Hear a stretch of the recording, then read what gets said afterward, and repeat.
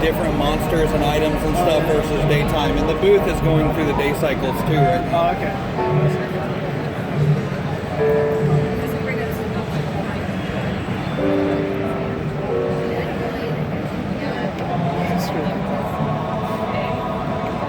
Basically, if you get far enough away from that and then just press L right now, you'll trigger it. Okay, and I would head back that way because that's where a lot of weapons are when you first start off. Yeah. So right near the fire, you'll find a bunch of different things you can pick up. And if you press L right now, you can detonate the bomb without getting hurt where you are right now. There you go. Bombs are, you have infinite number, but they have to recharge for you to use it again.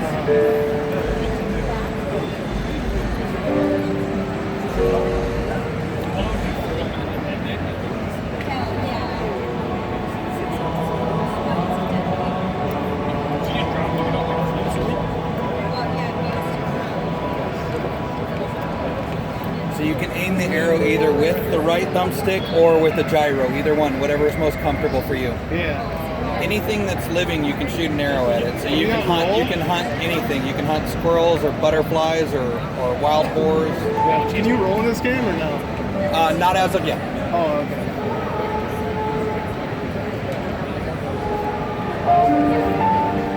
And you just now hit the crouch. So basically, in the bottom right corner, you see a purple. That's how loud you're being. So when you're crouching, you're a lot quieter. If you're not crouching, then you're making more noise. You can still hunt stuff not crouching, but you have to hide behind trees more, and you can't get quite as close. Yeah. To get out of the crouch, you just press the left thumbstick down again, and you'll stand back up.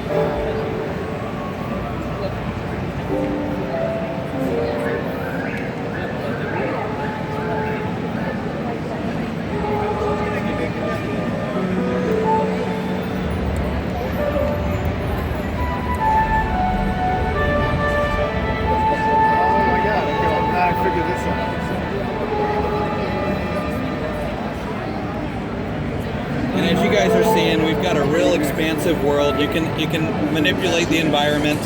Yeah. The shrines like you guys came out of when you first came into the demo, those shrines, there's over 100 of those where you use puzzle solving strategies to get different runes, treasures, weapons, whatnot. So this first demo is 15 minutes long, and we just dropped you guys right in the middle of the world to kind of get a feel for how much stuff you can do. Yeah. The next demo is 20 minutes long, and we'll start from the beginning of the game where you'll get cutscenes, and you'll get to see how the storyline progresses in the beginning. Yeah. So like how you have your bombs and stuff now, when we play the next one, you won't have bombs because you won't have earned them yet. Oh, okay. Or found them. Yeah. This is like later in the game. And because you can interact with the environment, if you take your sword out right now, you can swing it, you can actually cut grass down. And if you hold that, there you go, you can clear. You can also take out trees. With my sword? Yep. Oh, look at that. Now the trade-off is that the weapons don't live forever.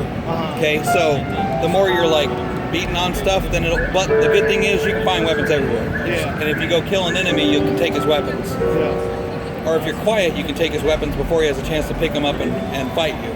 That's awesome. Yeah. Do I not have anything for... Not as of yet.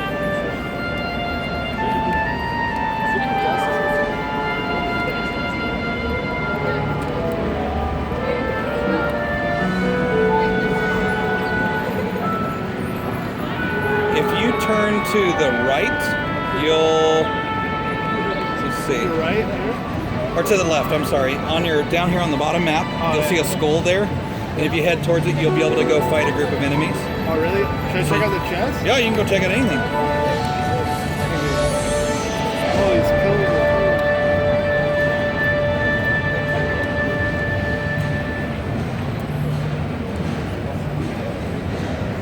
cool. I keep doing that. Oh, God.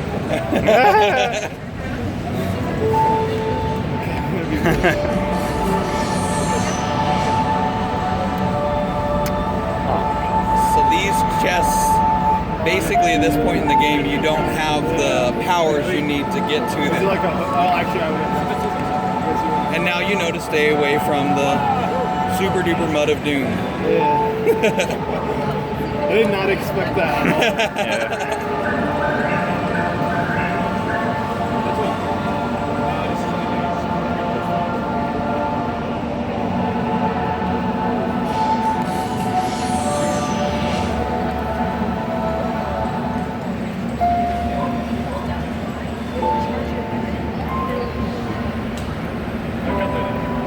Are you looking for that chest that's in that area? Yeah. Okay.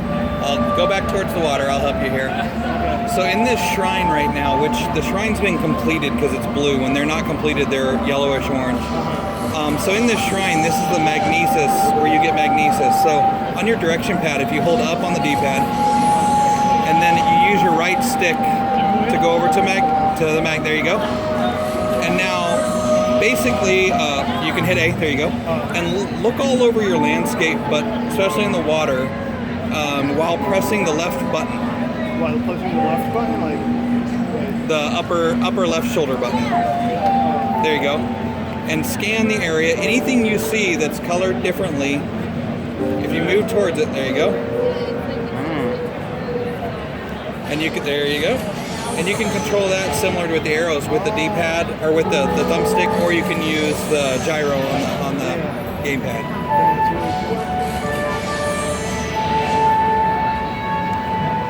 So because each of the shrine, they're different and they, puzzle solving type strategies, you're, like you just saw with your magnesis, you're going to be manipulating the environment to get to where you need to be.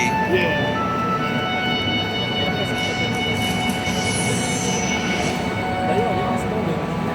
And along with the noise, the meter you see in the bottom, there's also a temperature gauge there. And that's if you're in an area that's really, really cold, you'll have to put on the right clothes, or you'll have to cook. You can cook food in this game, and you can cook food that's special to make you stay warmer in cold environments, or you can eat like hot peppers that'll help keep you warm. Yeah. So that's what the two different gauges do. When you're out here in the open plain, the temperature doesn't matter. Trying to see if I have any weapons. I have a torch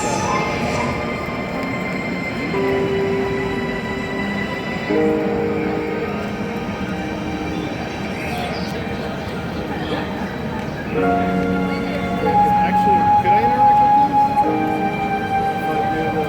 I was walking past them when I was going to the bathroom, but I would kind of like to go to those when I was go back. So then I thought I could take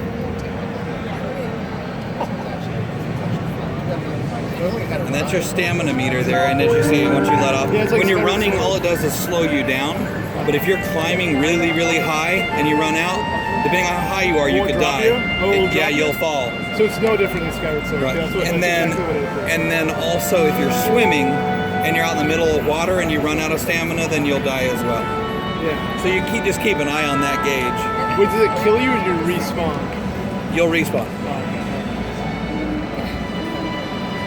And if you saw those stairs going up, this is a really fun little part. I'm going to show you something funny here. Oh, this is where I push this down. And, Yeah, if you look down at those barrels, they got skull and crossbones on them. yeah. Oh god. That's awesome. Mayhem. Okay. Well, actually, I wanted to. If I can't, Per se. If you, okay. yeah. Not close enough to. Oh, you can't hit it. You can search it. Oh. There you go. You took their dinner. And you do have the bow and arrows, right? You do. Yeah. So there's something pretty fun here as well. If I try that. So the enemies cluster together, and they almost always, not always, but there's a lookout guy. Wait, will he alert everyone? He'll alert everyone if he sees you. But if you can take him out before he alerts everyone, then they'll stay away. Yeah. The kicker on him is just like in other games, the headshot is kind of the key, because if you don't catch him in the head, you're going to have to hit him more than one time. Oh, Got well, him him in the- not. Oh, okay.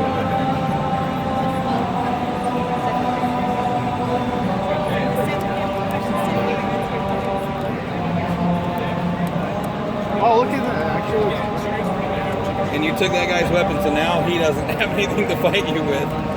tested the road out. My mom was like play testing on accident. What? That Wow. the green one's a stronger one. Yeah. And you can spawn. You can start right back in the area you're right now. And you guys are going to have about 5 minutes or so left on this demo, and then we'll start up the next one. Yeah, that's fine. It's recording fine.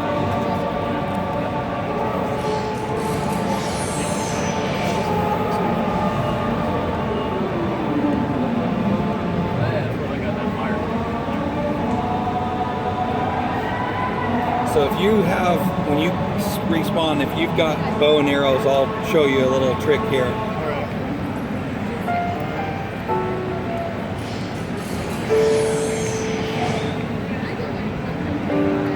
So if you look inside there, You're trying to hit this? go a little higher. No, or not necessarily, you don't have to climb higher because you might get too far away. But if you aim higher, that's held with a rope. And that's got fire on the inside. This right here? Yeah, trying to Go hit the even rope. higher. This? Yep. Yeah, because it falls. Oh, you just Just barely. Yep. So if you cut the rope, then that will fall. But now everyone doesn't know what's going on. But you're out of arrows at this point.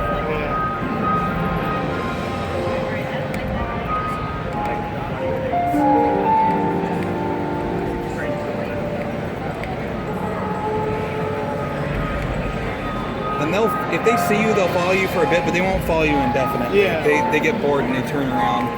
I don't think I was caught.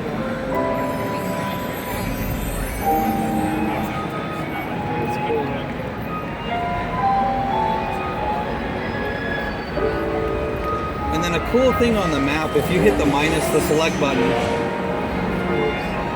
we've got a whole bunch of points shown here on the map, but if you go to a place where there is no, there's no points, so like move over here where there's nothing, and then press A, you can actually put stamps on. So depending on what your method of game, like if you want to do it by color or whatever, it puts that on, and now you can move towards your point because it's on in the bottom right. Oh, that's the castle.